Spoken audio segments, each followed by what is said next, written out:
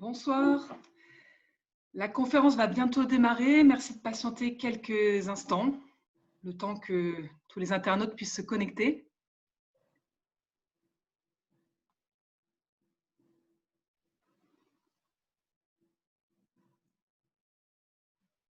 Bonsoir à toutes et à tous.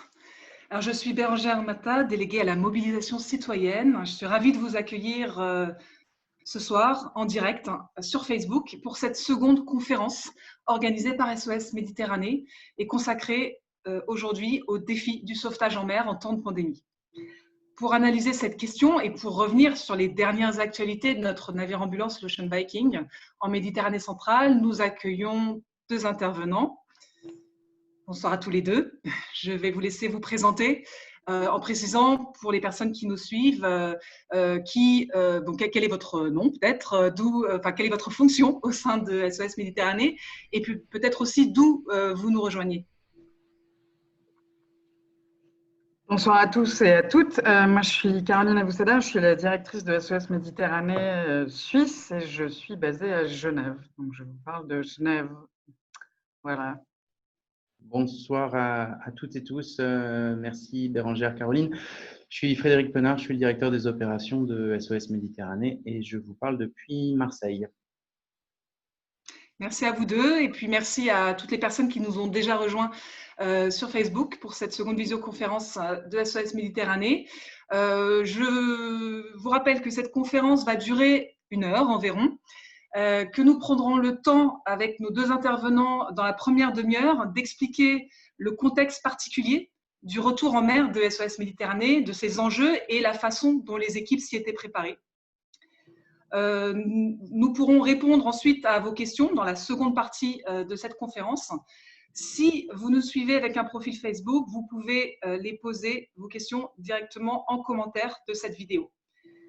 Je tiens à signaler que c'est une conférence qui s'adresse aux personnes qui nous suivent sur les réseaux. Si vous êtes journaliste, nous vous invitons à poser vos questions ou vos demandes spécifiques à l'adresse communication@sosméditerranée.org qui s'affiche normalement ci-dessous. Donc SOS Méditerranée, c'est, pour ceux qui ne nous connaîtraient pas encore, une organisation européenne de recherche et de sauvetage en Méditerranée centrale. Elle a été créée il y a 5 ans. Depuis lors, ces équipes ont effectué 271 opérations de sauvetage et pu porter secours à 31 799 personnes en Méditerranée centrale. Après 3 mois d'arrêt dû à l'épidémie de coronavirus, l'Ocean Viking, notre navire ambulance, a repris sa mission en Méditerranée centrale, quittant le port de Marseille le 22 juin dernier. Nos équipes de marins sauveteurs ont réalisé 2 premiers sauvetages le 25 juin, puis 2 autres le 30 juin. En tout, c'est 181 personnes qui ont pu être secourues, dont une femme enceinte et 25 mineurs.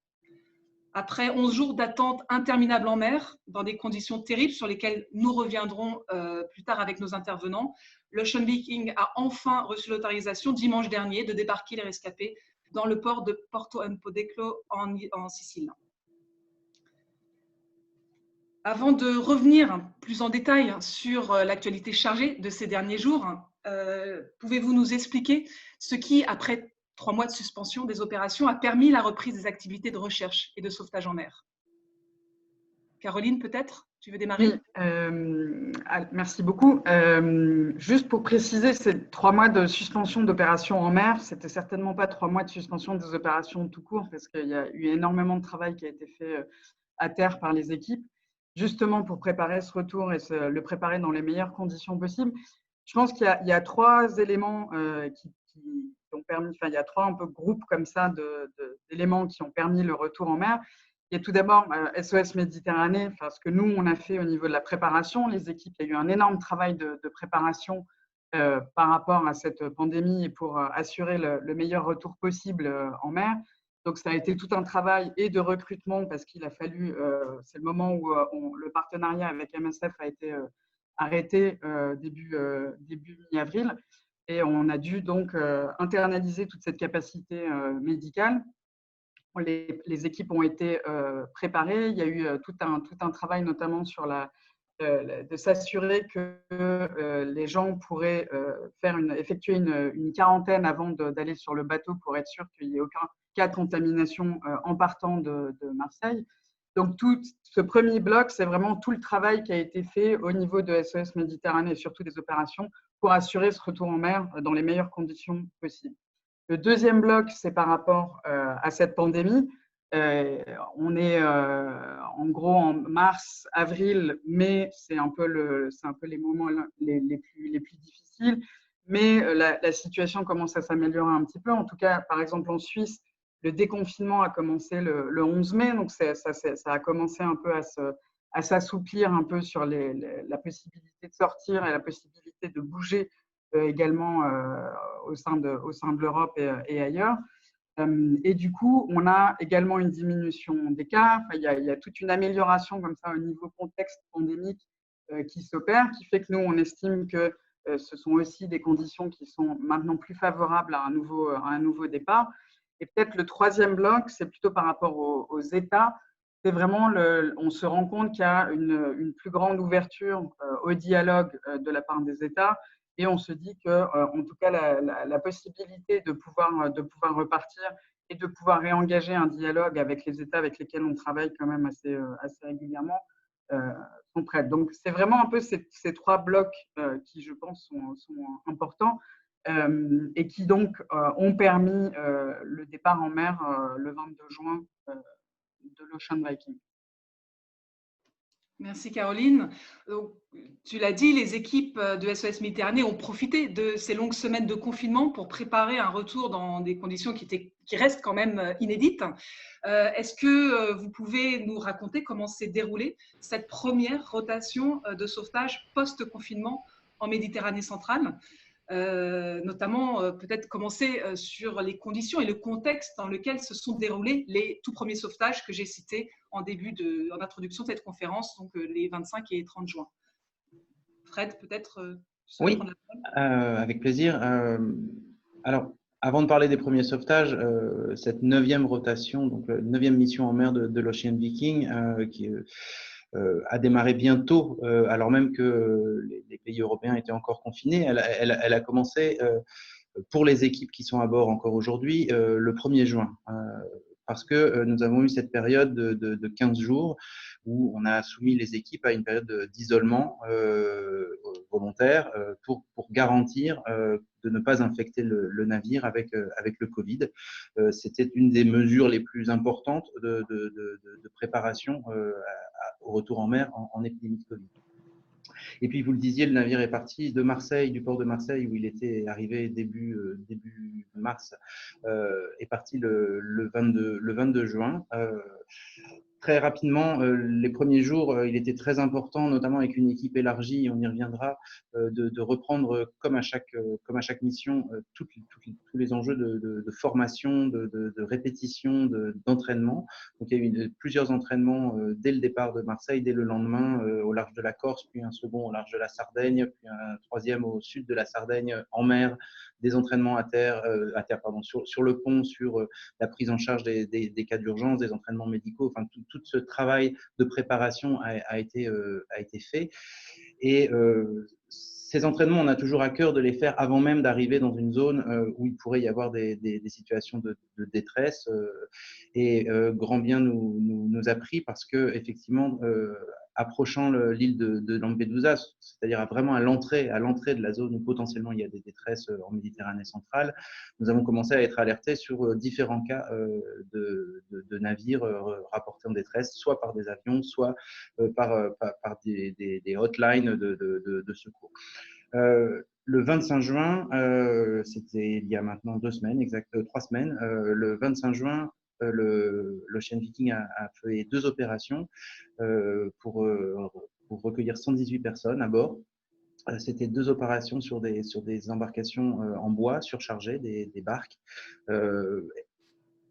assez compliqué parce que ces embarcations les marins sauveteurs les craignent énormément. Elles sont capables de se renverser d'un moment à l'autre. Et donc, c'est toujours des opérations extrêmement critiques. Les deux opérations se sont bien passées le 25 juin.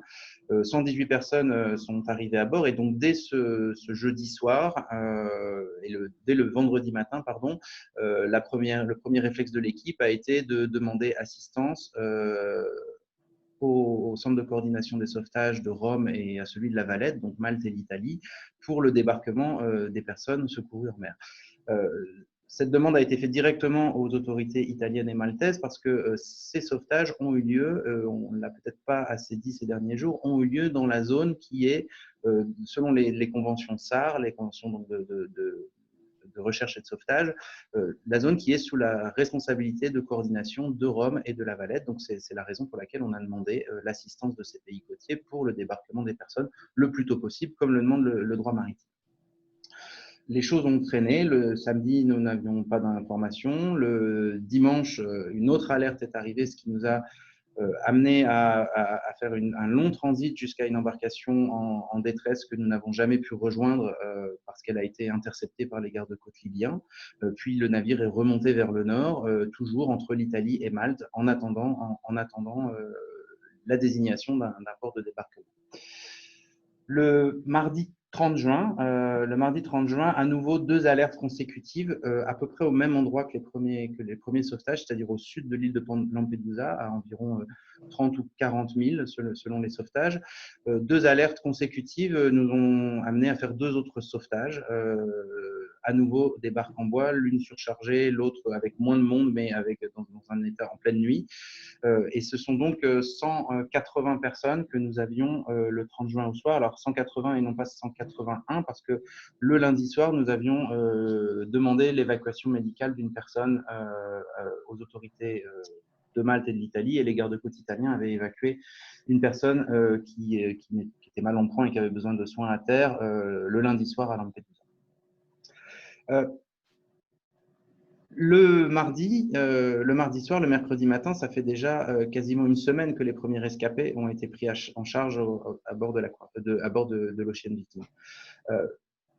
Toutes les choses, dès le jeudi, ont commencé à se compliquer parce que 180 personnes à bord, dont certaines sont là depuis longtemps, dont certaines, tous ces sauvetages ont ceci en commun que les rescapés nous ont raconté avoir dérivé pour plusieurs jours en mer avant d'être secourus. Donc, on a, comme souvent dans nos opérations, nous avions affaire à des personnes très fragiles qui étaient traumatisées par leur passage en Libye. Donc, on a l'habitude de ces situations de grande fragilité et c'est une des raisons pour laquelle le droit maritime prévoit que les gens doivent être débarqués le plus tôt possible parce que ce sont des situations instables, des situations d'urgence très temporaires.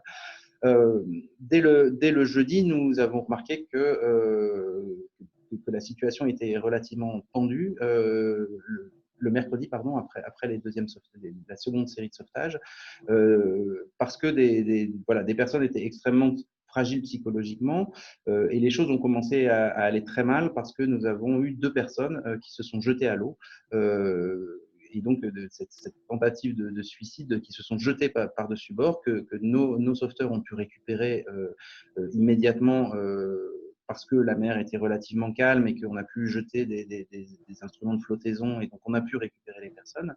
Mais cette situation a été le début d'un engrenage assez cauchemardesque pour l'équipe qui a donc commencé mercredi, il y a maintenant une semaine, et qui a duré jusqu'à lundi soir dernier, il y a quelques jours, où on a pu débarquer les personnes. Je ne vous ferai pas le narratif complet de l'ensemble des choses qui ont été vécues à bord. On est encore en train de les débriefer avec les équipes, mais nous avons eu des bagarres à répétition, nous avons eu des personnes qui étaient suicidaires, nous avons eu, au-delà des personnes qui se sont jetées par-dessus bord, d'autres personnes qui ont tenté de le faire, qui ont pu être attrapées. Nous avons eu une tentative de suicide, nous avons eu des personnes qui menaçaient de se suicider, des personnes qui sont devenues menaçantes envers les autres rescapés, envers les personnes de l'équipage. On avait un groupe relativement important sur les 180 personnes, environ une quarantaine de personnes qui étaient extrêmement instables psychologiquement, extrêmement fragiles et très difficiles, voire impossibles à raisonner. Et ça se comprend. Il faut savoir que la façon de raisonner et de gérer la foule sur le pont d'un navire qui fait 69 mètres de long et 15 mètres de large, alors qu'il n'y a aucun confort. On parle d'un pont en bois, de containers en acier, de nourriture extrêmement basique. La seule façon de pouvoir gérer les tensions qui arrivent à chaque fois dans ce genre de situation, c'est de pouvoir donner une perspective aux gens. C'est de pouvoir leur dire voilà où on en est, voilà ce qui se passe. C'est long, mais on a bon espoir. On a parlé à l'Italie, on a parlé à Malte. C'est compliqué, mais ça va s'arranger. De donner un peu toutes ces perspectives-là. Or, dans cette situation, la semaine dernière, l'Ocean Viking et les équipes à bord étaient dans l'impossibilité de donner la moindre perspective, simplement parce qu'à nos demandes de débarquement, qui dataient de plus d'une semaine, nous n'avions aucune réponse. Alors même que c'était dans une zone de responsabilité de centre de coordination européen, nous n'avions aucune réponse ou alors des réponses négatives. Et donc, il était très difficile de donner la moindre information et ça a contribué probablement à faire monter les tensions. Et cette série d'événements vous a conduit a conduit en tout cas le capitaine du bateau à déclarer l'état d'urgence. Absolument. C'est quelque chose qui était déjà arrivé par le passé? Non, jamais. Et la première étape a été de demander l'évacuation médicale de ces personnes qui étaient fragiles psychologiquement avant d'être dangereuses pour elles-mêmes et pour les autres. Elles avaient besoin d'une assistance. On a demandé cette évacuation. Et cette évacuation ne venant pas, le capitaine, pour la sécurité de son navire et de ses équipages et des personnes rescapées, n'a pas eu d'autre choix que de déclarer l'état d'urgence et donc de demander une assistance immédiate pour une situation qui pouvait devenir à tout moment hors de contrôle et donc critique. Ça, c'était le vendredi 3 juillet.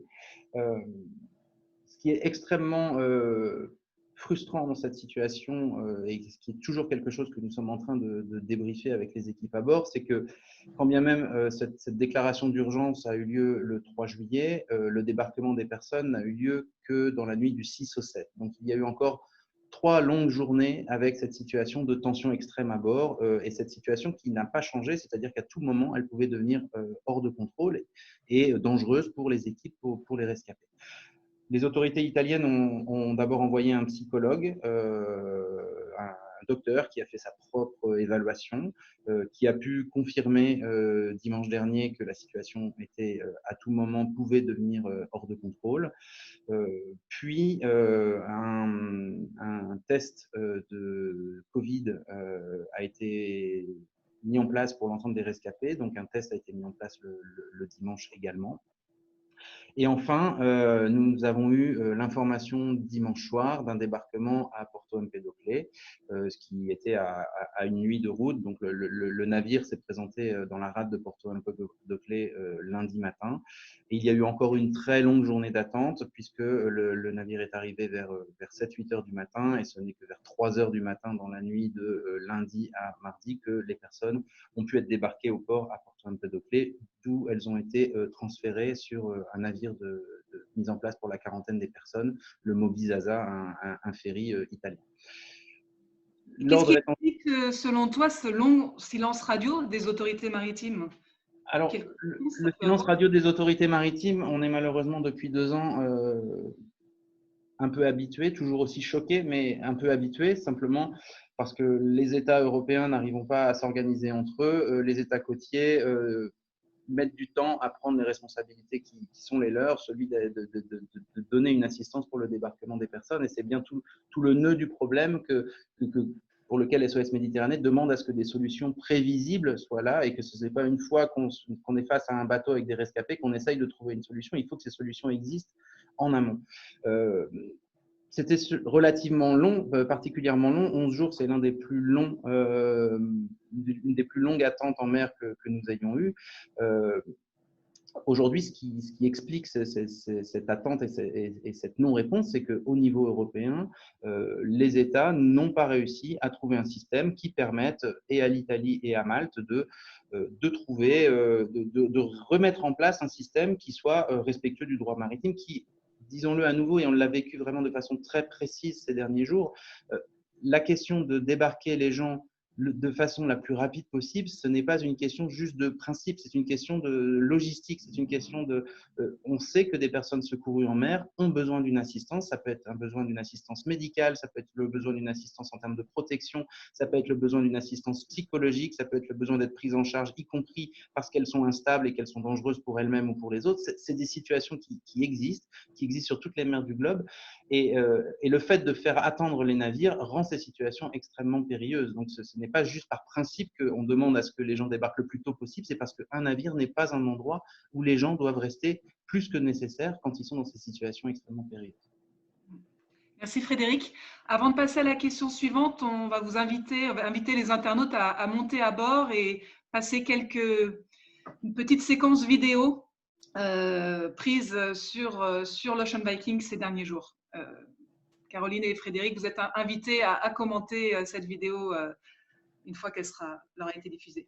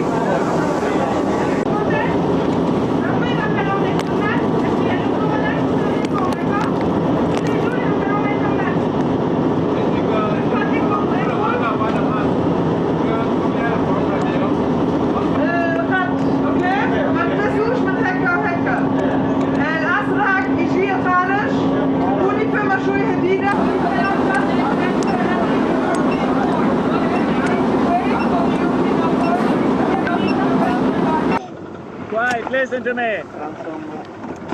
We are here to help you, yeah? Can you please turn the engine off?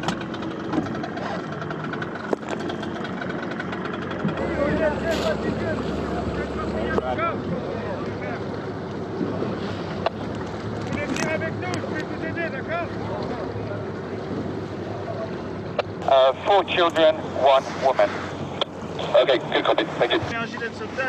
Ali, Vivi, I want to move forward a little bit so we're more beam to beam, okay? So just ready? Keep holding on, but just walk our way across. Allez, toi tu vas venir avec moi en premier. D'accord? Restez assis, je vous montre un par un, ok? No, it's okay, I just meant if you want to, you can jump over the back and it'll be easier to hold. Tu vas t'asseoir là-bas. Ok, je vais prendre lui après, s'il te plaît.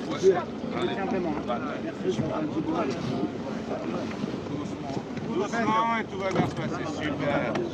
Allez, ah, t'es un grand toi. There you go, you have. Allez, super. Et toi? Oui. Ça fait tomber quoi là, ok.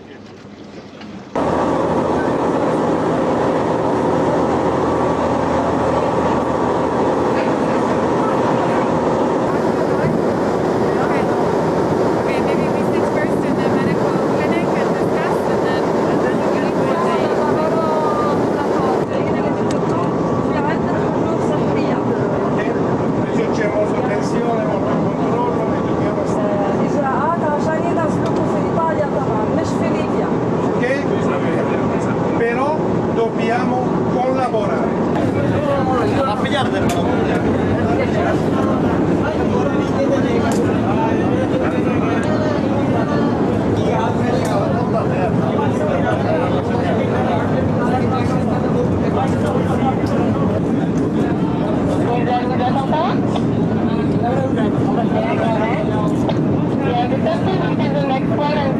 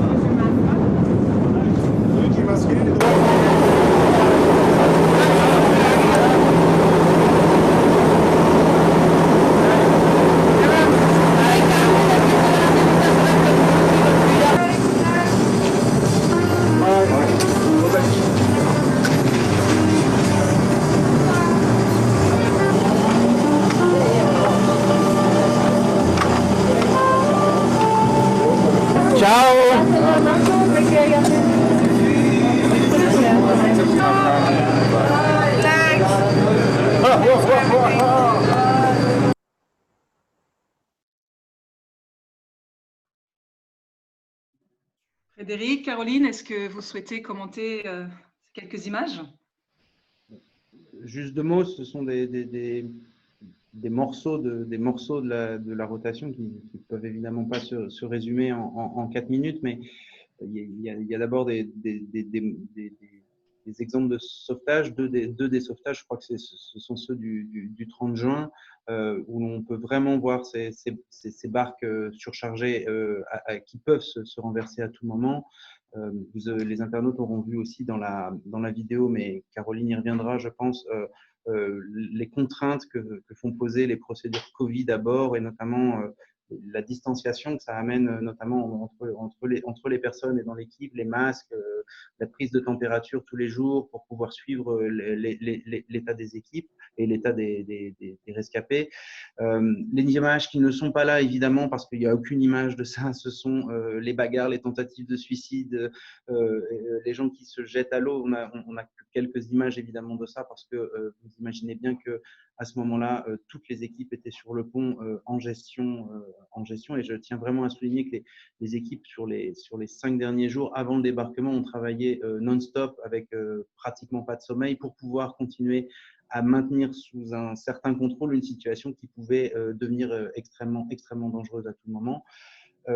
Et puis les 2 visites qui sont décrites à la fin de la vidéo sont la visite du médecin italien qui a fait son évaluation psychologique lorsqu'il parle à la foule, et ensuite vous avez vu donc les images des tests Covid qui ont été mis en place par les autorités italiennes à bord, puis les quelques images du débarquement au milieu de la nuit à Porto Empedocle.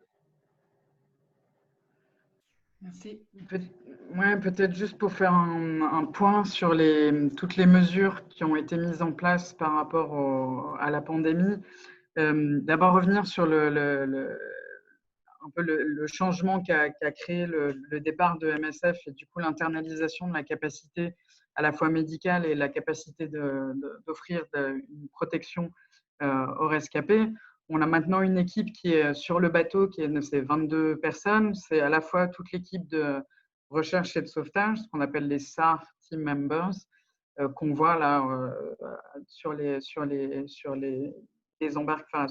canots de sauvetage. On a toute l'équipe médicale. Juste pour parler un peu de l'équipe médicale, on a donc médecin urgentiste, infirmière, sage-femme, psychologue. La médecin a été responsable d'une clinique Covid en France, donc elle était quand même habituée et rodée à cette problématique et à la gestion de cette problématique. Et enfin, l'équipe de tout ce qui est protection. Ce qu'on appelle protection, Fred en a un petit peu parlé, c'est vraiment la possibilité d'apporter, en gros, en premier instance sur le bateau quand les gens arrivent, une capacité d'essayer justement de gérer cette fragilité qu'ils peuvent avoir. Je tiens quand même à rappeler que ce sont des gens qui effectivement ont vécu pour la plupart absolument terribles dans les camps en Libye.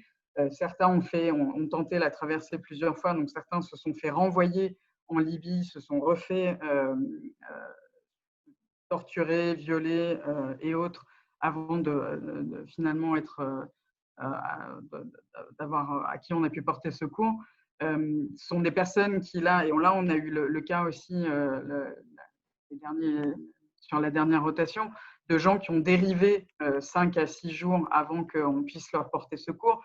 Il faut quand même imaginer ce que c'est de dériver sans nourriture, sans eau, sur une mer comme ça, sans vraiment de perspective, ce que ça peut faire aussi en termes de difficultés psychologiques. Et arrivent finalement, une fois qu'ils arrivent sur ce bateau, je pense qu'il y a quand même les mesures qui ont été mises en place étaient évidemment nécessaires, mais je pense sont aussi cette distanciation. Alors on le voit dans la vidéo, on voit les gens avec l'équipe avec les visières, tout le monde porte des masques, que ce soit l'équipe ou les rescapés. Ça a été, il y a toutes les combinaisons donc de protection. Il y a eu tout un travail qui a été fait sur le bateau lui-même, c'est-à-dire qu'on a séparé en gros le pont de l'intérieur avec un sas de décontamination. Il y a tout un système de circulation qui a été mis en place aussi dans ce bateau. Je tiens quand même à rappeler qu'il fait 69 mètres de long. Ce n'est pas un bateau gigantesque. Donc, pour pouvoir organiser la circulation des personnes avec le moins de contacts possible, ce n'est pas évident. On a mis en place aussi un endroit d'isolement qui a été utilisé pour cette personne qui avait une forte fièvre et qu'on a évacué médicalement, qui a finalement été testé négatif, mais on a pensé à un moment qu'il valait mieux l'évacuer au cas où. Donc ça, c'était prévu aussi, cette possibilité d'isoler les cas avec des symptômes. Mais du coup, il y a toute une logistique autour d'un retour en mer dans ces circonstances qui rend la chose extrêmement difficile. Surtout si on ajoute à ça une longue attente, Fred l'a mentionné, ça a été 11 jours. C'est l'accumulation de tous ces facteurs qui rend peut-être qui met en lumière aussi la difficulté de cette rotation neuve. Nous, on a vraiment, c'était extrêmement important pour nous de mettre les conditions les meilleures possibles dans ce contexte tout à fait particulier de pandémie. Et on a fait au maximum. On ne peut jamais éliminer le risque. Le but n'était pas d'éliminer le risque, mais de le rendre le plus petit possible. Visiblement, les mesures ont plutôt bien marché, parce que les gens il semblerait qu'il n'y ait pas eu de contamination à bord.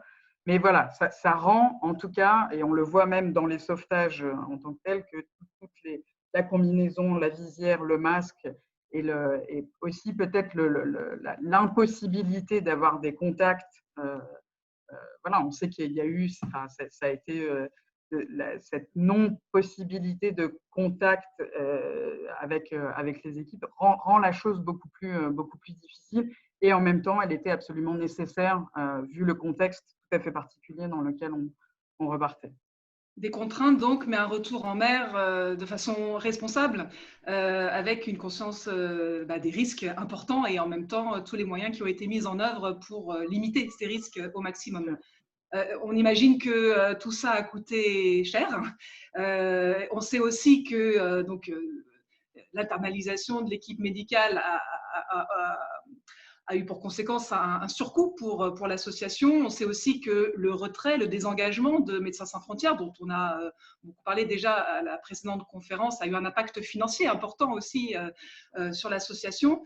J'en profite pour rappeler que SOS Méditerranée a lancé une grande campagne d'appel à dons et qu'on appelle tous les citoyens à nous soutenir dans ces circonstances très particulières. Peut-être avant de passer aux questions des internautes, pour conclure cette première partie de conférence, rappeler que l'épidémie de coronavirus n'a pas freiné les départs depuis les côtes libyennes. On a même appris, notamment via l'organisation, l'OMI, l'Organisation internationale des migrations, qu'elles avaient même augmenté. On parle de 150% d'augmentation de départ durant l'hiver et le printemps, entre début janvier et fin mai, comparé à la même période l'an dernier. Et puis ce retour en mer, à partir du 22 juin, il s'est fait avec encore une augmentation assez importante des traversées. La crise humanitaire, elle est donc toujours là. Et peut-être la question que tout le monde se pose, c'est comment on envisage la suite à court et à moyen terme pour l'Ocean Viking. Fred, peut-être tu souhaites répondre? Oui, merci Bérangère. Alors à très court terme, aujourd'hui l'Ocean Viking est toujours en mer, il est à l'ancre au large de Porto Empedocle, parce que dès les personnes débarquées dans la nuit de lundi à mardi, le navire s'est vu signifier un ordre de mise sous quarantaine, ce qui est une procédure relativement habituelle maintenant pour les navires ayant débarqué des rescapés. On n'exclut pas que cette quarantaine puisse être levée au vu des résultats des personnes, des personnes qui ont été testées, et Caroline le rappelait, aucune personne, semble-t-il, n'avait le Covid des personnes que nous avons pu secourir. Donc, on est dans cette période. Donc, on a toujours une équipe en mer, la même équipe. La première priorité pour nous à très court terme, c'est de se concentrer sur cette équipe. Les derniers jours la dernière semaine ont été extrêmement traumatisants. Les sauveteurs parmi les plus expérimentés commencent à nous partager le fait que c'était autant voire plus traumatisant que les sauvetages critiques qu'ils ont pu avoir en mer, cette tension à bord. Donc évidemment, prendre soin de notre équipe, c'est notre première priorité et on va continuer à travailler avec eux et à les prendre en charge dans les jours qui viennent. Au-delà de ça, bien entendu, tu le rappelais Bérangère, les départs continuent, les départs ne cessent pas. Même pendant la période de Covid où il n'y avait aucun navire d'ONG, les départs ont continué. Les arrivées autonomes à Lampedusa, il y en a régulièrement. On sait que la période d'été, parce que la météo plus calme, est souvent propice à beaucoup plus de départs, donc on est extrêmement inquiet. Il faut absolument que des navires de sauvetage soient sur place. Avec toutes ces procédures de Covid, avec des quarantaines avant, des quarantaines après, des attentes en mer, évidemment la présence de bateaux de secours civils comme l'Ocean Viking est de plus en plus rare. Donc il est absolument important de pouvoir repartir le plus tôt possible pour nous. Donc on va retravailler à ça. On a un travail de capitalisation de cet incident qui est important parce que chaque incident est l'occasion d'apprendre, d'adapter, d'améliorer. C'est comme ça qu'on a construit le professionnalisme sur les sauvetages depuis maintenant 4 ans et demi. Donc ça n'échappera pas à la règle. Ce qui est également important pour nous, ça va être de continuer malgré tout, je dis malgré tout, mais de continuer le dialogue avec les États. On n'a jamais interrompu le dialogue avec l'ensemble des États européens qui souhaitent nous recevoir, qui souhaitent parler avec nous pour toujours expliquer la situation, rappeler leurs devoirs en vertu du droit maritime, les pousser à ce que finalement des moyens soient mis pour le sauvetage en mer, que le droit soit respecté, que les ports soient ouverts. Je dis on va le faire malgré tout parce qu'effectivement, sur cet épisode, les États européens ont montré une extrême faiblesse. L'accord de Malte qui avait été signé en septembre dernier n'a visiblement pas été activé. Donc la solidarité européenne est plus fragile que jamais. On nous parle d'initiatives qui se relancent pendant cet été et on espère que réellement, elles vont donner lieu à un système qui soit prévisible pour que ce genre de situation, que ce soit pour l'Ocean Viking ou pour tout navire, ne se répète pas. Je voudrais juste faire une toute petite parenthèse pour le Thalia. Il y a eu un navire de transport de bétail qui, le week-end dernier, a secouru 52 personnes dans des conditions extrêmement compliquées parce que quand on est sur un navire commercial, on n'a pas l'équipement pour faire des sauvetages, on n'a pas le moyen de recevoir les personnes à bord. Les vidéos ont circulé, c'était quelque chose de terrible. Je veux vraiment rendre hommage aux marins, aux capitaines de ce navire qui ont tenu bon alors qu'ils n'ont pas les moyens qu'un navire de sauvetage tel que l'Ocean Viking ont, qui ont tenu bon pour imposer que le droit maritime se respecte et ils ont pu finalement débarquer à Malte il y a maintenant que 2 jours. Mais juste pour dire que ces attentes en mer qui mettent en danger les marins, qui mettent en danger les survivants, sont quelque chose qui touche toute la profession maritime et donc c'est quelque chose qui ne concerne pas que les ONG de sauvetage en mer, c'est quelque chose qui doit cesser immédiatement, sinon il va y avoir un drame à un moment. En plus, juste pour compléter ce que disait Fred, avec un effet en plus dissuasif pour les autres bateaux commerciaux qui pourraient se retrouver dans la même situation. Et ça, c'est dramatique. Merci à vous deux. On va peut-être commencer à prendre les questions des internautes. J'aimerais commencer par cette question de Mathieu, qui nous dit qu'il avait assisté à la première conférence que nous avions organisée le mois passé sur Facebook et qui nous demande si depuis nous avons pu trouver des financements et qui nous demande aussi si nous avons pu trouver un nouveau partenariat pour remplacer Médecins sans frontières. Qui souhaite répondre? Caroline, peut-être? Oui, je peux répondre.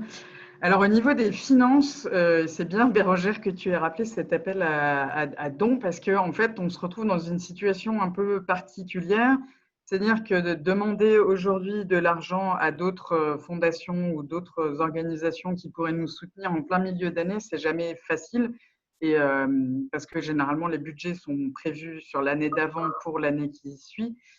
Et qu'en plus, la plupart des fondations, en tout cas en Suisse, c'est le cas, et c'est un peu la réponse à laquelle on est confronté les dernières semaines, c'est que la plupart des fondations redirigent leur investissement ou leur donation sur tout ce qui est lié au Covid et à la pandémie. Donc ça nous met dans une situation assez particulière. On fait appel évidemment aux citoyennes et aux citoyens, parce que c'est quand même la principale source d'argent à SOS Méditerranée, ça reste la générosité des gens. Et voilà, pour l'instant, c'est un peu, on continue à chercher. On essaye aussi, alors pour répondre du coup à la deuxième question qui est sur la recherche d'un partenariat, d'un nouveau partenaire, on est aussi en train de réfléchir à un nouveau modèle opérationnel. C'est ce qui a été mis en place là, sur la dernière rotation, qui le sera sur les suivantes, en tout cas, c'est d'internaliser cette capacité. Ça nous a, en fait, on a aussi réfléchi à la possibilité d'avoir d'autres partenaires. Alors, pas forcément comme MSF qui nous soutiendrait à la fois financièrement et opérationnellement, mais peut-être soit l'un, soit l'autre. Sont des choses qu'on est en train de mettre en place et qu'on est en train de rechercher. Pour l'instant, on n'a pas re-signé avec un partenariat. Il y a des discussions et des négociations qui sont en cours avec des acteurs, notamment avec des acteurs médicaux. Mais on essaye de voir ce qui est le plus optimal pour conduire notre mission à bien. Bien. Une autre question de Mathieu, on continue avec Mathieu, qui demande s'il y a des rotations des équipes à bord et comment elles s'organisent. Qui nous dit aussi, c'est plus une remarque qu'on ressent à travers vos mots et vos visages, une extrême gravité et une grande émotion, plus importante que d'habitude, et qui au passage vous demande de prendre bien soin de vous et qui vous remercie. Qui souhaite répondre à la question des rotations, Frédéric, peut-être, comment ça s'organise et comment... Merci Mathieu pour le soutien avant tout. La gravité est là, oui, la fatigue aussi probablement, mais c'est rien en comparaison de ce que nos collègues à bord ont vécu et c'est vraiment à eux qu'on pense. Mais en tout cas, merci pour le soutien. Alors, les rotations, les collègues à bord, depuis longtemps, on organise un roulement des équipes à bord parce que la nature de ce travail de sauvetage est tellement intense que les périodes à bord doivent être les plus limitées possibles.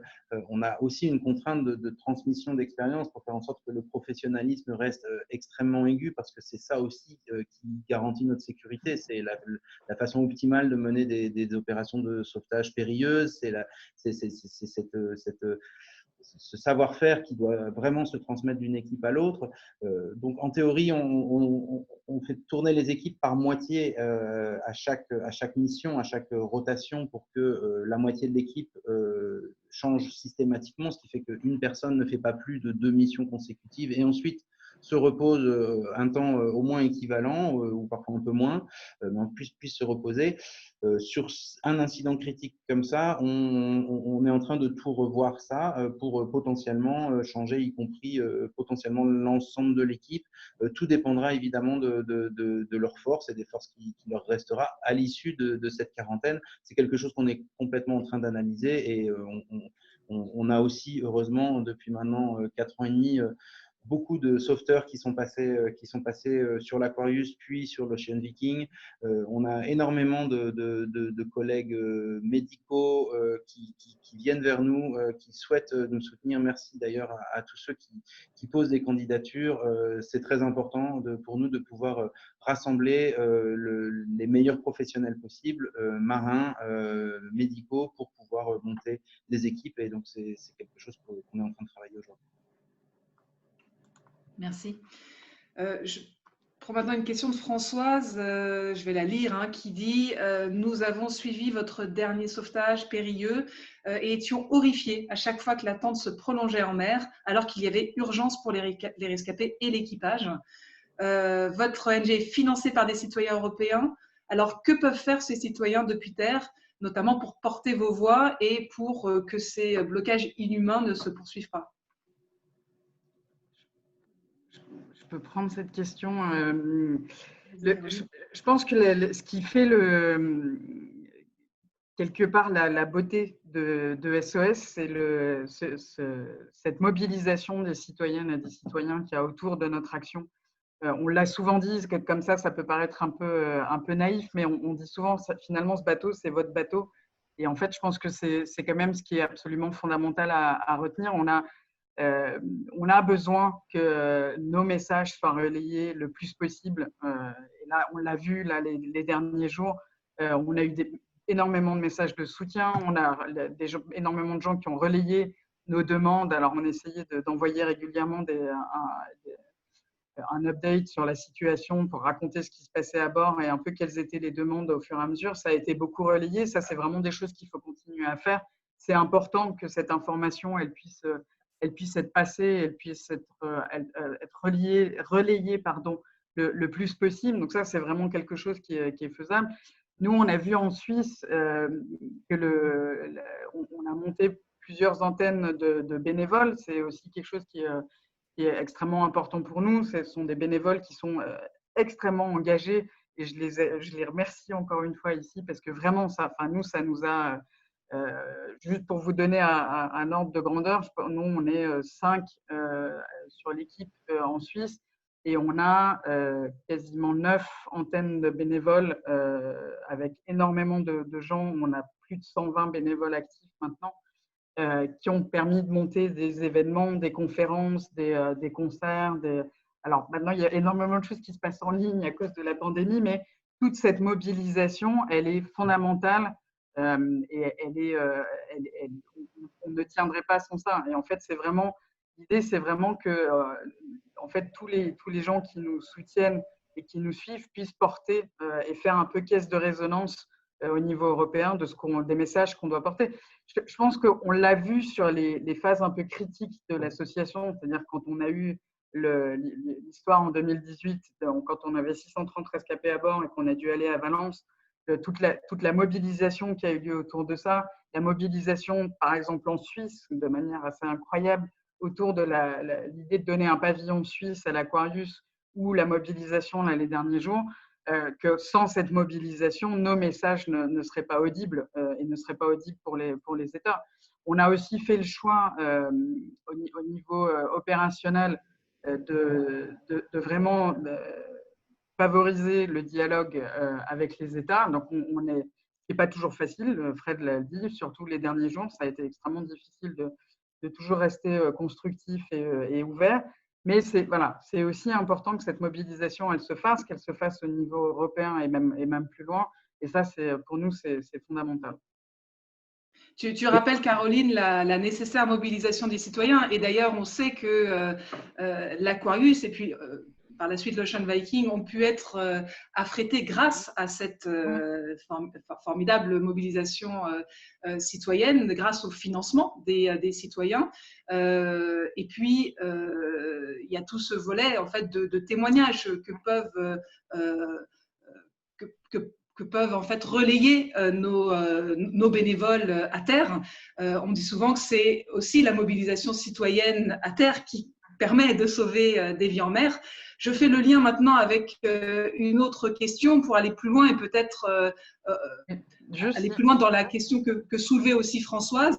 Une personne qui demande si on peut envisager une action en justice pour attaquer ces États qui ne respectent pas le droit maritime. Parce que je pense que Françoise se posait peut-être aussi la question de quelle action concrète en tant que citoyen on peut faire au-delà d'apporter notre soutien financier. Je ne sais pas si… Je peux juste rajouter une toute petite chose qui est en lien avec ça, c'est que sans la présence des bateaux comme le nôtre au large de la Libye, en fait, il n'y a pas non plus de possibilité de raconter ce qui se passe en mer. Donc, c'est aussi fondamental, en fait, qu'on puisse relayer les témoignages des gens auxquels on porte secours et que ces témoignages puissent être racontés. Ne serait-ce que cette fonction de témoin en Méditerranée pour éviter justement tous ces naufrages dits invisibles, elle est fondamentale. Et ça, c'est aussi des choses que les gens qui nous suivent et qui nous soutiennent peuvent faire. Il faut relayer vraiment ces messages. Pardon, Fred, tu voulais… Oui, je vais répondre à la question, mais avant, je vais aussi compléter sur la mobilisation, juste pour dire deux choses. Que les soutiens citoyens, tout relais, ce sont des choses qui sont lues, qui sont vues par les équipes à bord et que pour elles aussi, c'est extrêmement important de sentir ce mouvement. Elles passent évidemment pas leur vie à regarder tout ce qui se dit, mais se rendre compte de ça, c'est quelque chose qui donne énormément de force aux équipes, donc ça aide aussi les équipes.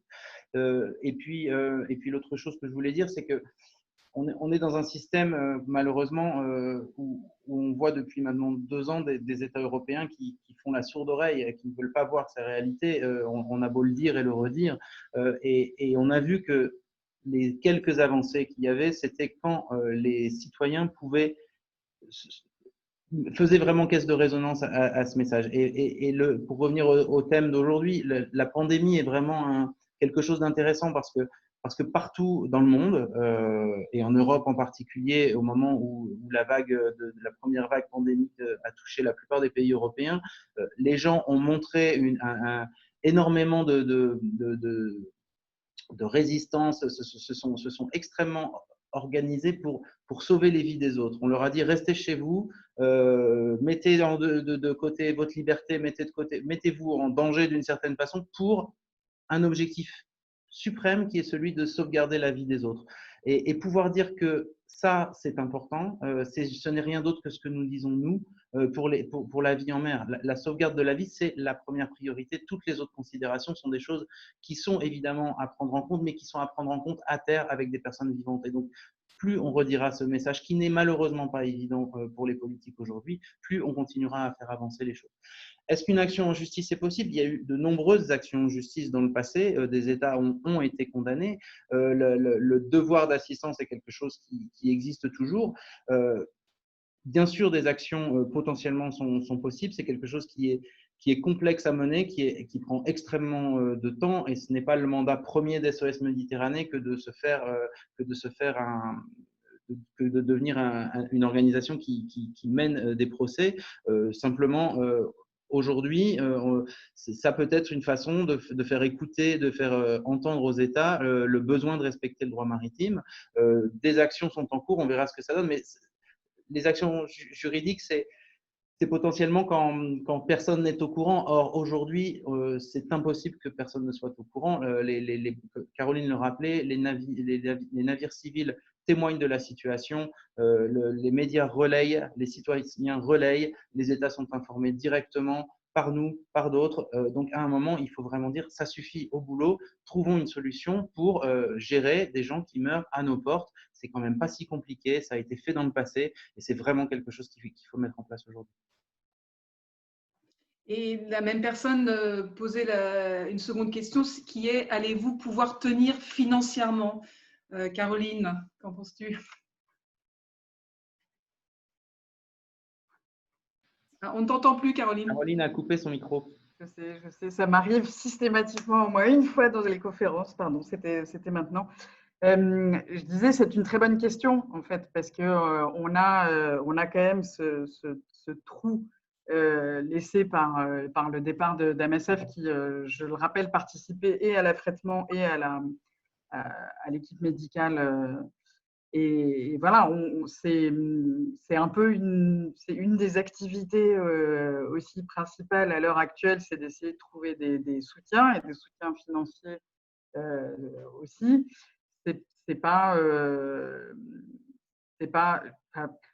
Moi, j'avoue que là, depuis qu'on a la section suisse est créée depuis octobre 2017 officiellement, c'est un peu voilà, la survie de l'association, elle se joue en gros de 3 mois en 3 mois parce que ça reste une problématique. Le soutien financier à ces questions-là reste quelque chose qui n'est pas évident.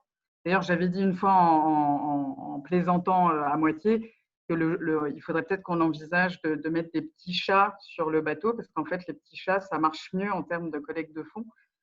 Et que Banksy l'avait fait avant moi ailleurs. Mais voilà, je trouve que c'est assez tragique en fait de devoir essayer de justifier quelque part le fait la nécessité d'être en mer pour pouvoir porter secours à des gens.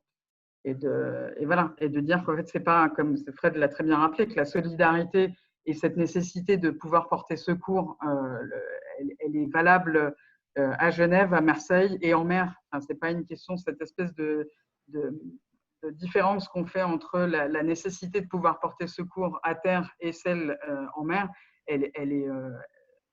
moi, elle me dépasse complètement. Donc, c'était une longue réponse à une question simple. La réponse est on fait au mieux, mais on a besoin d'aide. Tout à fait. Et justement, Robin, qui a participé il y a 2 ans au Festival du Bout du Monde à Crozon en Bretagne, rappelle qu'à ce moment-là, il avait pu échanger sa consigne et tout, c'était ce qui était proposé à tous les festivaliers en partenariat avec le festival pour faire un don à notre ONG. Il a trouvé que ce concept était génial et il demande si on compte refaire des partenariats de ce genre. Donc, moi, je peux lui répondre, effectivement, on l'a fait ailleurs, peut-être en Suisse, je ne sais pas. En tout cas, en France, on l'a refait au Festival du Champ de Marne-Paimpol, par exemple, en Bretagne, et puis ça s'est fait dans plein d'autres festivals en France et ailleurs en Europe. Et effectivement, c'est un beau concept. À Crozon, on avait pu collecter quand même presque l'équivalent d'une journée de sauvetage en mer, donc presque 14 000 €. Et donc, c'est cet engagement citoyen qui est aussi la force de notre association. Alors, la difficulté, c'est que maintenant, la plupart des festivals passent en ligne et que du coup, les consignes n'existent plus. Mais voilà, non, mais ça ajoute une difficulté supplémentaire à la collecte de fonds, clairement. C'est qu'il n'y a plus beaucoup d'événements où on peut rencontrer aussi les gens et où ce type d'action est faisable. Tout à fait. Alors, la conférence va bientôt se terminer. Je vais lire juste quelques petits mots de soutien, en fait, qui sont plutôt des encouragements que des questions, mais je pense que c'est toujours sympa de les transmettre. Élie, par exemple, ou Elisa plutôt, qui dit « Ce ne sont que des mots, mais respect pour votre engagement, pour votre investissement dans ces sauvetages. Grand bravo aux équipages qui mettent tout en œuvre pour la vie des autres. Travaillant avec de jeunes migrants qui ont pu me raconter nombre de récits de leur parcours, je sais ô combien vous êtes utiles, voire indispensables. Encore merci et bravo de vous substituer à certaines défaillances des différents États qui préfèrent taire le sujet. » Et puis, il y a aussi le commentaire d'une autre personne qui dit qu'un naufrage que personne ne voit, c'est un naufrage qui n'existe pas. Enfin, il y a aussi Avra, que vous connaissez bien, qui envoie ses salutations et ses encouragements. Est-ce que vous avez un commentaire par rapport à ces différents mots de soutien ? Je crois que c'est très vrai, un naufrage qui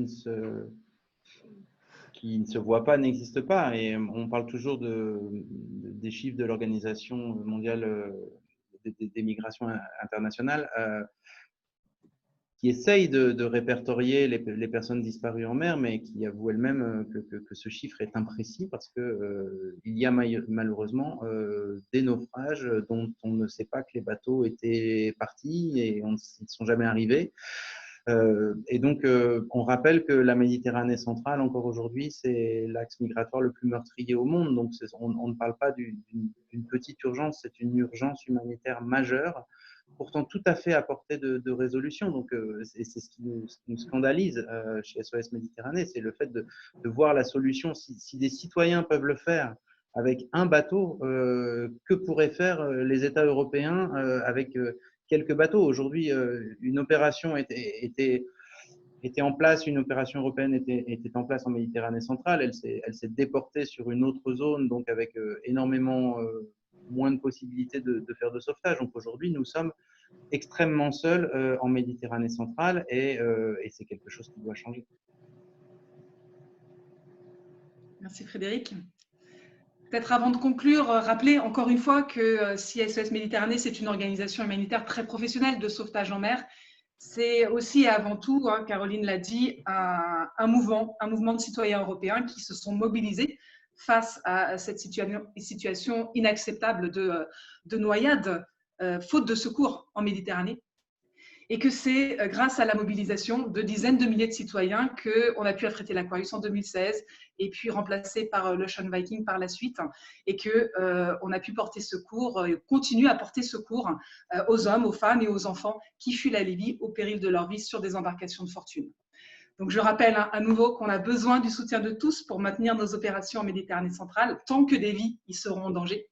Et que pour cela, vous pouvez faire un don sur sosméditerranée.org.